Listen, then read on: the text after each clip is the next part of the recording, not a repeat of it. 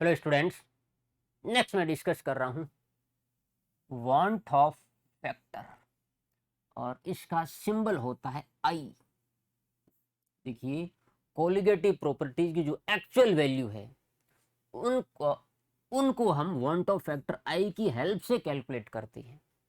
ठीक है, तो क्या होता है? तो आई का फॉर्मूला होता है observed colligative property divided by calculated colligative property. ठीक है, ऑब्जर्व्ड कौन सी? एक्सपेरिमेंटल वाली एक्चुअल वैल्यू, कैलकुलेटेड जो थ्योरेटिकल वैल्यू। ठीक है, आप ऐसे भी लिख सकते हैं कि I is equal to, observe की जगह आप लिखिए एक्चुअल कोलिगेटिव प्रॉपर्टी ठीक है, actual colligative property divided by theoretical calculated property. ठीक है, एक्चुअली एक्सपेरिमेंटल लिख सकते हैं डिवाइड बाय थ्योरेटिकल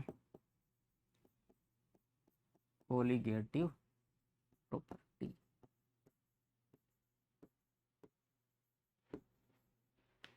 ठीक है, अब जो एक्चुअल कोलिगेटिव प्रॉपर्टी उसको हम क्या कहते हैं? अब normal colligative property.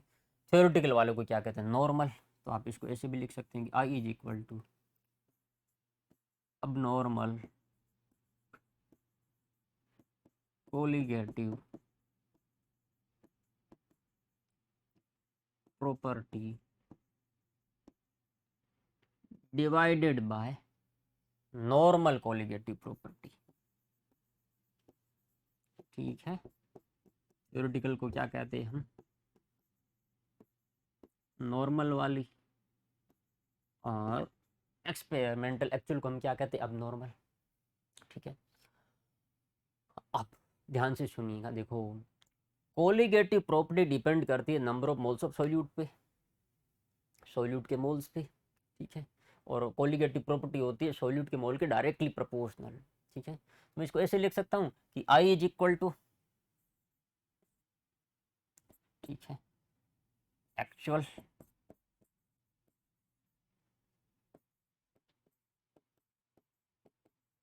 Number of moles of solute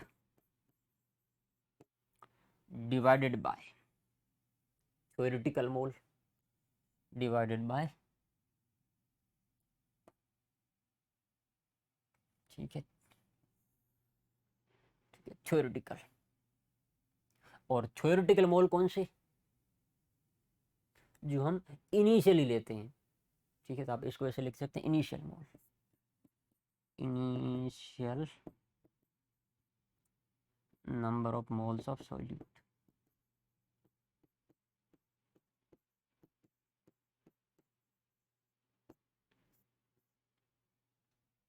ठीक है, अब देखो कि एक्चुअल कौन से? देखो, जब हमने सॉल्यूट लिया, सॉल्यूट के मान लीजिए कुछ मोल्स लिए।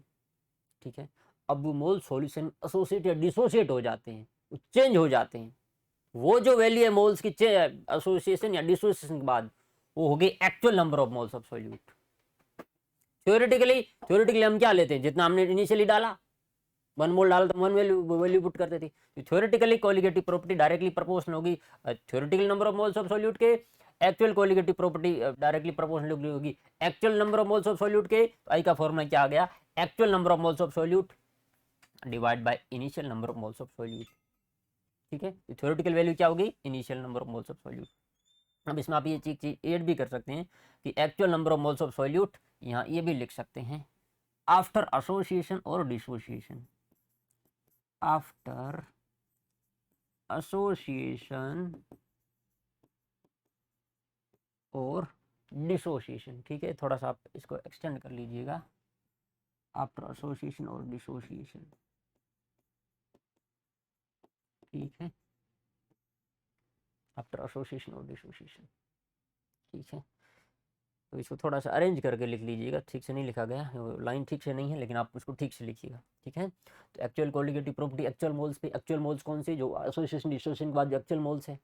Theoretical colligative property theoretical moles पे direct, theoretical colligative property directly proportional होगी थ्योरेटिकल मोल्स पे। अब थ्योरेटिकल मोल्स कौन से? जो हमने इनिशियली हैं।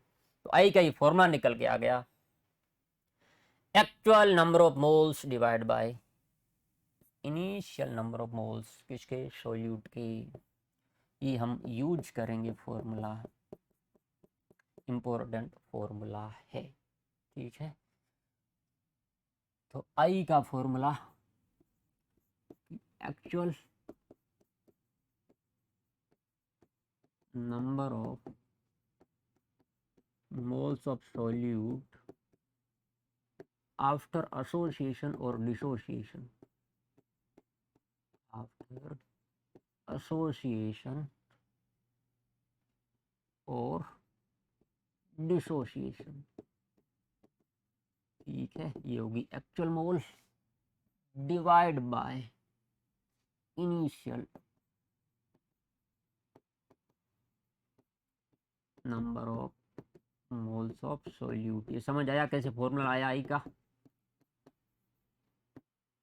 ठीक है। आगे आई का फॉर्मूला, ठीक है, ये हम यूज करेंगे, ठीक है। अब हमें पता है कि colligative property and molar mass में होता है inverse relation. Colligative property and solute के मोलर मास में क्या होता है, इनवर्स रिलेशन। अब कैसे, देखो, क्या कोलिगेटिव प्रॉपर्टी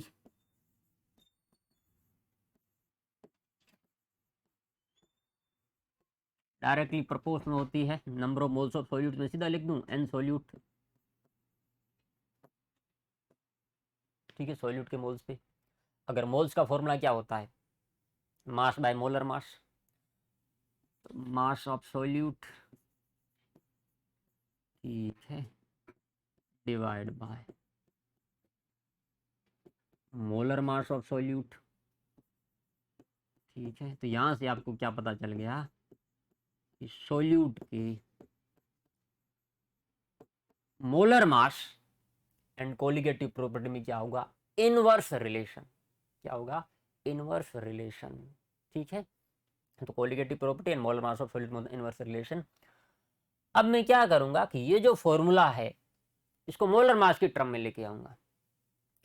तो आई है अब normal colligative property over normal colligative property, तो अब normal colligative property inversely proportional होगी अब नॉर्मल मोलर मास की, normal colligative property inversely proportional होगी नॉर्मल मोलर मास की, ठीक है। तब क्या हो जाएगा कि मोलर मास की इनवर्सली प्रोपोर्शनल है तो नॉर्मल मोलर मास तो ऊपर चला जाएगा, अब नॉर्मल वाला आ जाएगा नीचे, ठीक है। तो आई का फॉर्मूला क्या आ गया, normal molar mass divide bye अब नॉर्मल मोलर मास, अब नॉर्मल मोलर मास, ये आ गया आई का फॉर्मूला। और यहां से फिर अगर आपको अब नॉर्मल मोलर मास कैलकुलेट करना है, सवाल में कभी पूछा जाता है, तो अब नॉर्मल मोलर मास क्या हो जाएगा,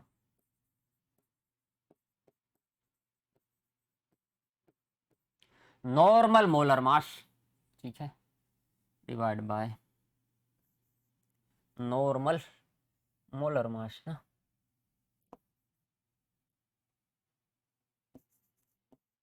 normal molar mass divide by i, normal molar mass divide by आई।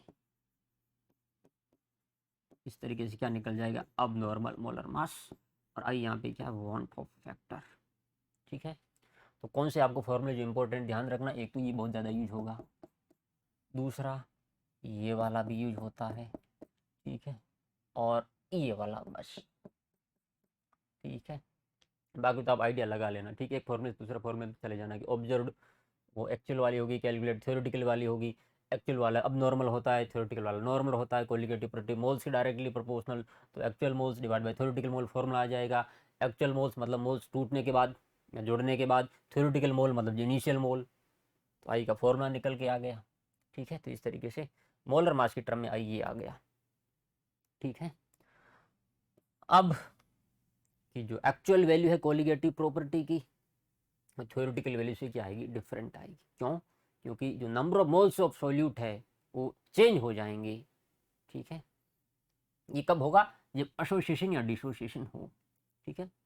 अब तो सारी की सारी कोलिगेटिव प्रॉपर्टी की वैल्यू क्या हो जाएगी, चेंज। किस तरीके से वो वैल्यू चेंज होगी, ठीक है। और नया फॉर्मूला क्या आएगा, ठीक है। तो inclusion of van't Hoff factor modify the equation for colligative property as follows, ठीक है। अब हम क्या करेंगे, वन टॉप फैक्टर की हेल्प से एक्चुअल कोलिगेटिव प्रॉपर्टी का क्या बनाएंगे formula. First, relative lowering of vapour pressure. अब relative lowering of vapour pressure का फॉर्मूला क्या था कि p naught b minus p s over p naught b is equal to x a को मैं लिख सकता हूँ N A over N A plus N B, ठीक है। ये फॉर्मूला था, ठीक है। और ये ध्यान रखना कि ए मैंने लिया था सोल्यूट और बी मैंने लिया था सोलवेंट, ठीक है। अब होगा क्या कि एसोसिएशन या फिर डिसोसिएशन के केस में, एसोसिएशन या फिर डिसोसिएशन केस में चेंज किसके मोल होंगे, सोल्यूट के मोल। सोल्यूट के मोल्स क्या हो जाएंगे, चेंज, ठीक है। अब कितने चेंज हो जाएंगे, अगर आप इस फॉर्मूले से देखोगे तो I is equal to actual moles by initial mole. तो एक्चुअल मोल्स क्या हो जाएंगे, I इंटू इनिशियल मोल। ये भाई जब एसोसिएशन या डिसोसिएशन होगा तब सोल्यूट के मोल चेंज हो जाएंगे। और किस तरीके से चेंज हो जाएंगे, तो आप यहां से देख सकते हैं कि actual number of moles is equal to I into initial number of moles, ठीक है। तो नया फॉर्मूला क्या हो जाएगा कोलिगेटिव प्रॉपर्टी का कि p naught b minus p s और पी नॉट बी, ठीक है। सोल्यूट के मोल्स चेंज हो जाएंगे, ठीक है। थ्योरेटिकली या इनिशियल मोल को किससे मल्टीप्लाई कर दीजिए, आई सी।